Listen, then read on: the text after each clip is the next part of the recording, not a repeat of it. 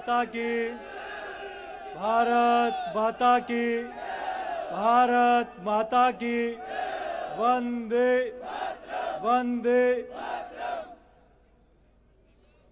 सूर्य नगरी में नकारा और निकम्मी सरकार को उखाड़ फेंकने के लिए, इस सरकार को कुर्सी से हटाने के लिए आज सूर्य नगरी के इस प्रांगण में कुर्सियां कम पड़ गई है।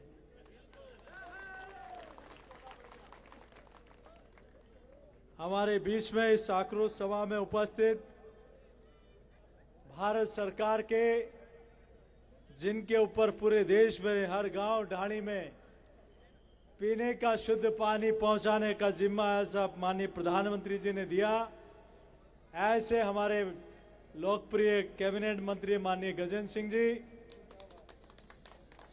ऐसे किसान कल्याण के लिए जिनको माननीय प्रधानमंत्री जी ने काम दिया, ऐसे इस मारवाड़ के सपूत आदरणीय कैलाश चौधरी जी,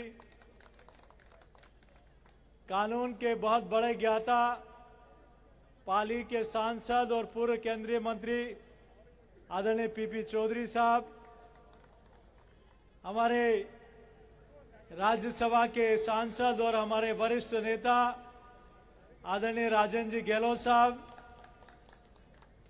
हमारे प्रदेश के महामंत्री आदरणीय भजनलाल जी, प्रदेश के उपाध्यक्ष माननीय प्रसन्न मेहता जी, माननीय नारायण सिंह जी, प्रदेश के मंत्री श्रवण सिंह जी, के विश्नोई जी, हमारे पूर्व राज्यसभा के सदस्य आदरणीय डूडी साहब, आदरणीय जसवंत जी, आदरणीय नारायण पंचारिया जी, हमारे पार्टी के जिलाध्यक्ष माननीय शैलेजा जी, जगराम जी, मनोहर जी, हमारे वरिष्ठ नेता आदरणीय वासुदेव जी, आदरणीय जोगेश्वर जी गर्ग साहब। मैं अब पीछे इसलिए नहीं देख रहा हूं कि मैंने देखा तो सबका नाम, अब बाबू सिंह जी शेरगढ़ के शेर गुर गुर देख रहे हैं, मेरा नाम नहीं लिया। सभी सम्मानित नेतागण इस पंडाल में विराजमान, सभी हमारे पधारे हुए किसान बंधुओं, माताओं, बहनों, युवा साथियों, पत्रकार बंधुओं, मेरे पूर्व के वक्ताओं ने इस नकारा और निकम्मी सरकार को उखाड़ फेंकने का आह्वान आपके बीच में किया। आज कई लोगों ने केसरिया बाना पहना हुआ है, भगवा पहना हुआ है। आजादी के इतने वर्षों के बाद जिस भगवा पताका को लेकर वीर शिरोमणि महाराणा प्रताप ने मुगलों को परास्त किया, वीर दुर्गादास राठौड़ जी ने भगवा पताका फहराई, तो महाराजा सूरजमल जी ने मोहम्मद गौरी और गजनी को दिल्ली से बाहर खदेड़कर दिल्ली में भगवा फहराया था। दुर्भाग्य है, हम तो हर रंग से प्यार और मोहब्बत करते हैं, लेकिन क्या कारण है कि राजस्थान की सरकार से आजकल भगवा से इतनी नफरत हो गई। आज कोई भगवा पताका फहराता है तो उस पर एफआईआर दर्ज होती है। तो राजस्थान की सरकार कान खोलकर सुन ले, वीर धरा के बेटे हैं हम, वीर धरा के बेटे हैं हम, शौर्य अभी तक चुका नहीं, मुगलों के आगे राणा का भगवा ध्वज कभी झुका नहीं। पूछ रही है जनता तुमसे, पूछ रही है जनता तुमसे, सारे राजस्थान की हिम्मत कैसे हुई तुम्हारी भगवा के अपमान की, भगवा के अपमान की। मुझे आश्चर्य होता है, हम तो भगवा से भी प्यार करते हैं, हरे रंग और सफेद रंग से भी प्यार करते हैं, लेकिन आपको भगवा से इतनी नफरत क्यों है, ये राजस्थान की सरकार पूछना चाहती है। मैं आपके सामने, मेरे पूर्व के वक्ताओं ने बहुत सारी बातें आपके बीच में कही कि क्यों इस सरकार को उखाड़ फेंकना चाहिए, क्यों इस सरकार को, नकारा और निकम्मी सरकार को राजस्थान से उखाड़ के फेंकना चाहिए? मैं तो ये कहना चाहता हूं कि उखाड़ के भी फेंकना है, और ऐसा उखाड़ के फेंकना है कि 50 वर्षों तक इस प्रकार की तुष्टीकरण को बढ़ावा देने वाली सरकार फिर राजस्थान में नहीं आए।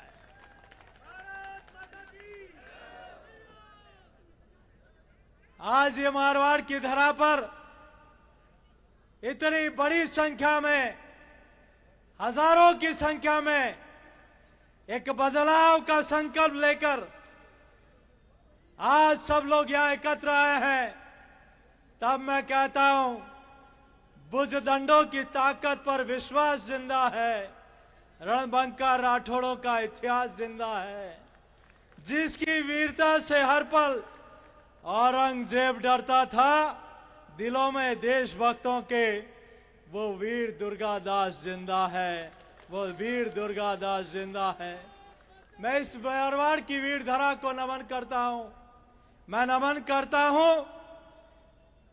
करता हूं नेजाजी और कुपा जी, जिन्होंने शेरशाह सूरी को सुमेल गिरी से उल्टे पांव भगाया था।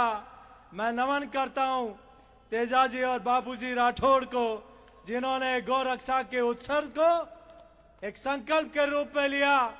आज कैलाश चौधरी जी ने, गजेंद्र सिंह जी ने, पीपी साहब ने और मेरे पूर्व के वक्ताओं ने अनेक बातें कही।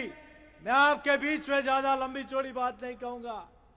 एक कार्यकर्ता होने के नाते, एक आपका साथी होने के नाते, इस राजस्थान की माटी का सपूत होने के नाते मैं आपके चरणों में इतनी प्रार्थना करूंगा कि राजस्थान की जनता, राजस्थान का किसान, राजस्थान का युवा वादा खिलाफी कोई करता है तो उसको निस्ते नाबूद करके ठान लेता है।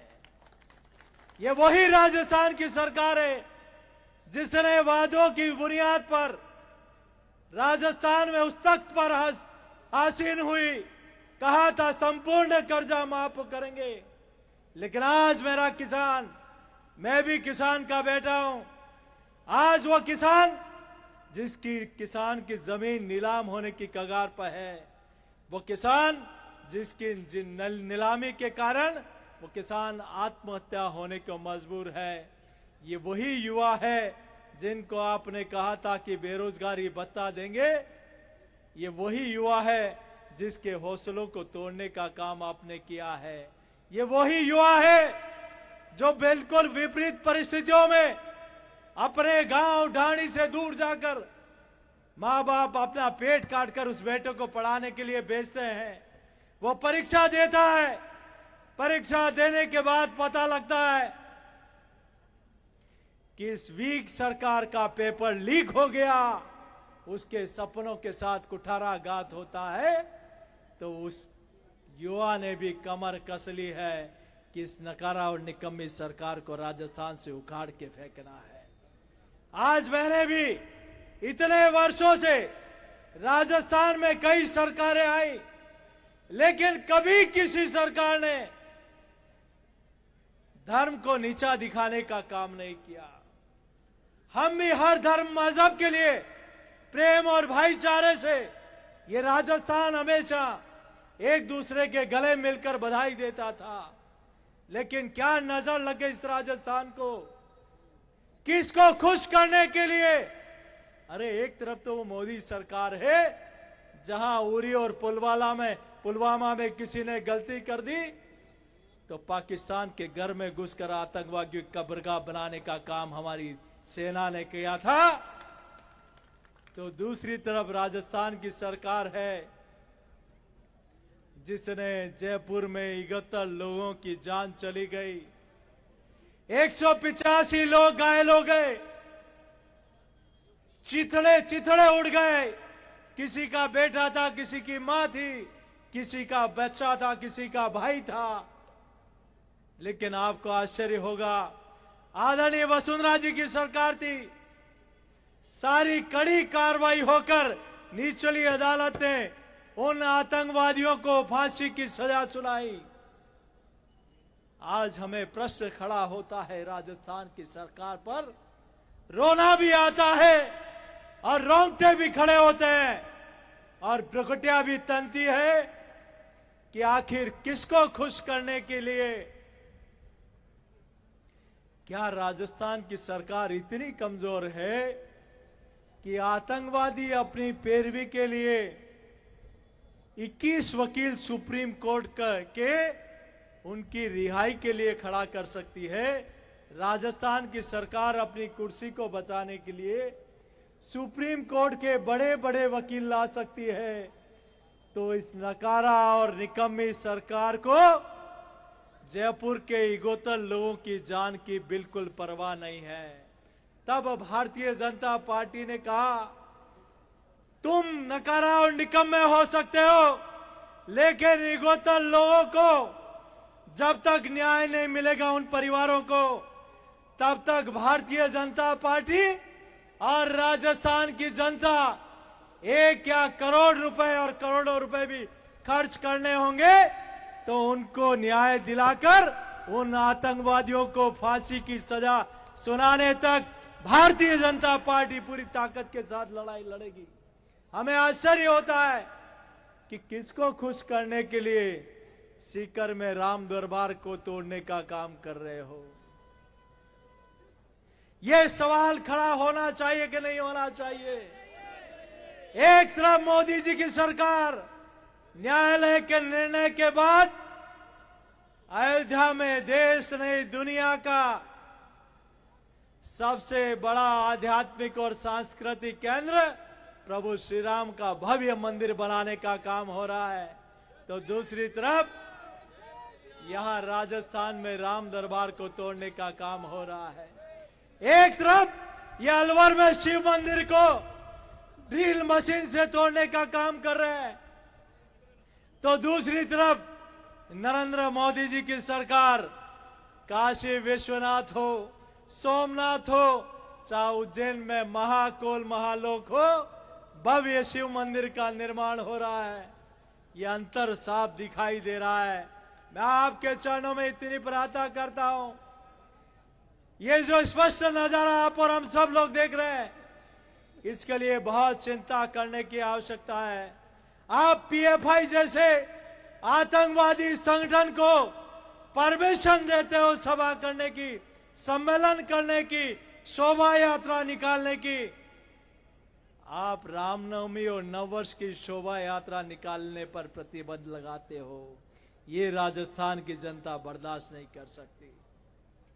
ऐसी नकारा और निकम्मी सरकार को आइए आप और हम सब लोग संकल्प लें। आज ये युवा साथी, ये मातृशक्ति, आज ये राजस्थान, हमारी बहनें बेटियां, अरे भारतीय जनता पार्टी की सरकार होगी तब ऐसे अपराधियों जो बच्चों पर अपराध करते हैं उनको पाताल में से भी लाकर फांसी के फंदे पर लटकाने का काम करेंगे। आज घर में आपने बालोतरा में देखा, ऐसे शकूर खां की वही कब्र बन जानी चाहिए थी। 24 घंटे तक उस महिला को 24 घंटे तक उस महिला को आपकी बर्न यूनिट वहां नहीं थी बालोतरा में, तो क्यों नहीं उसको जोधपुर लाया गया। आज वो मर गई तो उसका जिम्मेदार कौन है? कौन है जिम्मेदार उसका? आज उस महिला पर मौत का जिम्मेदार को है तो राजस्थान की सरकार है। आज दलित अत्याचार, आपको आश्चर्य होगा, उदयपुर में कन्हैया जी की हत्या हुई। उस व्यक्ति ने पुलिस के पास, सरकार के पास जाकर कहा कि मुझे धमकियां मिल रही है, मुझे सुरक्षा दे। पुलिस ने कहा कोई चिंता नहीं, आप अपनी दुकान को खोल दें। दुकान खोल दी। अपराधियों का इतना हौसला कि उनकी हत्या करने से पहले वीडियो जारी करते हैं, वो गला रेतते हुए का वीडियो जारी करते हैं, गला काटने के बाद वीडियो जारी करते हैं। यह अपराधियों का इतना हौसला बढ़ा किसके समर्थन से? किसका पीछे हाथ है? और आपको आश्चर्य होगा, जिन लोगों ने उनकी हत्या की उनको पकड़ने का काम राजसमंद के हमारे साथियों ने कहा, उनको भी धमकियां मिली। वो पुलिस के पास गए तो पुलिस ने उनको कहा कि आपको किसने कहा उनको पकड़ने के लिए? अगर उनका कुछ हो गया तो राजस्थान की सरकार कान खोलकर सुन ले, राजस्थान की जनता फिर आपको बिल्कुल बख्शने वाली नहीं है। मैं आपके बीच में ज्यादा नहीं कहते हुए, क्योंकि 11 बजे से आप लोग बैठे हैं, आप सबके चरणों में इतनी प्रार्थना करूंगा कि आइए आप और हम सब लोग संकल्प लेके जाएं कि इस नकारा और निकम्मी सरकार को, ये आजकल इनको राम भी वापस याद आने लग गए। जो रंधावा जी ने कहा था कि मोदी को खत्म करना है, रंधावा जी, मोदी को तुम क्या, तुम्हारी पूरी पीढ़ियां आ जाएगी तो खत्म नहीं कर सकते। मोदी के साथ इस देश का गांव गरीब किसान खड़ा है। आजकल इनको राम भी याद आने लग गया, और राम भी किसको याद आने लग गया? जिन्होंने सुप्रीम कोर्ट में हलफनामा दिया था कि राम कभी पैदा नहीं हुए, कि राम काल्पनिक है, राम सेतु को तोड़ दिया जाना चाहिए। अरे जो राम के काम का नहीं, अब तुम्हें राम भी याद आएगा और नानी भी याद आएगी। मैं आपके बीच में इतना कहूंगा, इस किसानों के साथ वादा खिलाफी सरकार को उखाड़ फेंकने का संकल्प लेके जाएं, युवा विरोधी सरकार को उखाड़ने का संकल्प लेके जाएं, महिला विरोधी सरकार को उखाड़ने का संकल्प लेके जाएं, इस दलित विरोधी सरकार को उखाड़ फेंकने का संकल्प लेके जाएं, और इस मारवाड़ की धरती से लेके जाएं, इस सूर्य नगरी से लेकर जाएं। और आज ये उमड़ता हुआ सैलाब इसका द्योतक है कि 2023 में दुनिया की कोई ताकत नहीं जो राजस्थान में कमल खिलाने को रोक सके। तैयार है हम सब लोग, तैयार है हम सब लोग, तैयार है हम सब लोग। तो इन 6 महीने तक ना तो हमें सोना है, ना इस गूंगी और बेरी सरकार को सोने देना है। तो आइए और हाथ खड़ा करके एक संकल्प लेके जाएं, कम इस सरकार को उखाड़ फेंकने तक हम चैन की सांस नहीं लेंगे। बोले भारत माता की, भारत माता की, भारत माता की। भारतीय जनता पार्टी जिंदाबाद, भारतीय जनता पार्टी जिंदाबाद।